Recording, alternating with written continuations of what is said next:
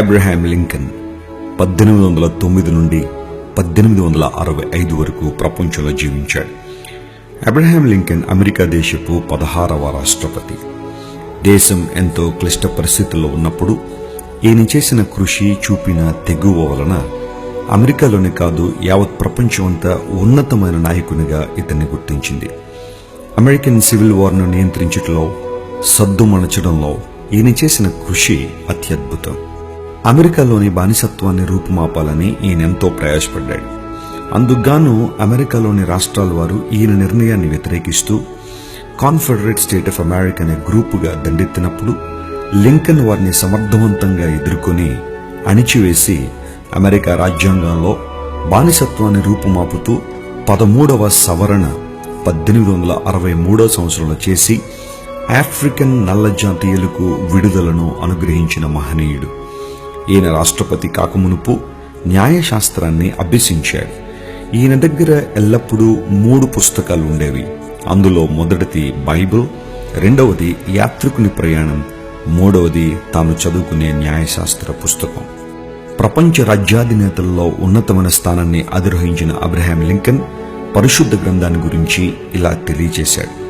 I believe that the Bible is the best gift God has ever given to man. All the good from the Savior of the world is communicated to us through this book. ప్రేమగల దేవుడు సర్వమానవాళికి అనుగ్రహించిన అనేకమైన బహుమానాల్లో శ్రేష్టమైన బహుమానము Bible గ్రంథం. జగద్రక్షకుడిన దేవుని మంచితనం ఈ గ్రంథం ద్వారా తెలియపరచబడుచున్నది. ప్రపంచ ప్రఖ్యాతిగాంచిన నాయకుడు చెప్పిన మాట, బైబిల్ దేవుడు మనకు అనుగ్రహించిన గొప్ప బహుమానం. ప్రేమగల దేవుడు మనిషిని ప్రేమించి ఎన్నో ఈవులను అనుగ్రహిస్తూ ఉన్నాడు. ఈ విశాల సృష్టిని మనిషి కోసమే దేవుడు కలుగజేశాడు. 1600 సంవత్సరాల కాలంలో 40 మంది భక్తులను ప్రేరేపించి తన శక్తి కలిగిన మాటను తెలియచేసి గ్రంథస్థం చేయించాడు. ఈనాడు అనేక మంది ఇంత శ్రేష్టమైన గ్రంథాన్ని నిర్లక్ష్యం చేస్తున్నారు. దేవుని వాక్యం ప్రతిదినం పఠించడం ద్వారా దేవుడు మనలను ఎంతగా ప్రేమిస్తున్నాడో, మన ఎడల ఆయనకున్న గొప్ప గొప్ప ప్రణాళికలేంటో మనం గ్రహించగలం. దేవుని వాక్యమును చదవడం ద్వారా, పరిశుద్ధ గ్రంథాన్ని పఠించడం ద్వారా దేవుని చిత్తాన్ని మనం గ్రహించగలం. చాలా మంది రోజుల్లో దేవుని చిత్తాన్ని గ్రహించక తమ జీవితాల్లో తప్పుడు నిర్ణయాలు తీసుకుంటున్నారు. అందుకుగాను చెడు పర్యవసానాలు అనుభవిస్తున్నారు. దేవుని ప్రేమను గుర్తించక లోక ప్రేమల్లో తమ జీవితాలను వ్యర్థపరుచుకొనుచున్నారు. నిరీక్షణ లేక బ్రతుకును కన్నీటితో నింపుకొనుచున్నారు.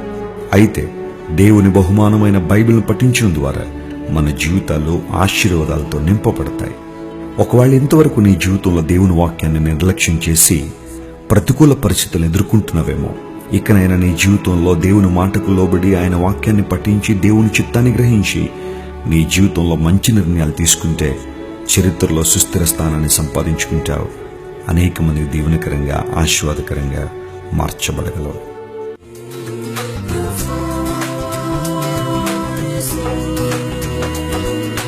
నీవు వేసే ప్రతి అడుగు, నీవు తలచే ప్రతి తలపు, యేసుకు మహిమ ఎప్పుడును.